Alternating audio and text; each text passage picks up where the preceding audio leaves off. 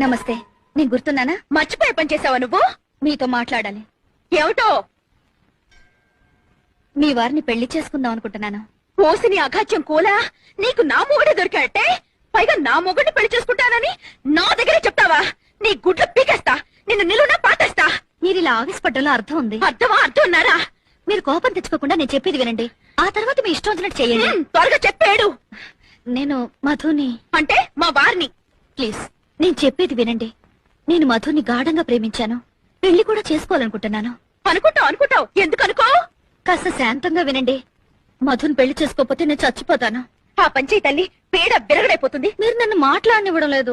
చెప్పు. డబ్బుందన్న అహంకారంతో కాదు, మధు మీద నా మమకారంతో చెప్తున్నాను. మధుయే కాదు, మీరు పిల్లలు కూడా సుఖంగా ఉండాలి. అందుకని మధుని పెళ్లి చేసుకోవడానికి మీరు అనుమతిస్తే మీకు ₹1,00,00,000 ఇస్తాను.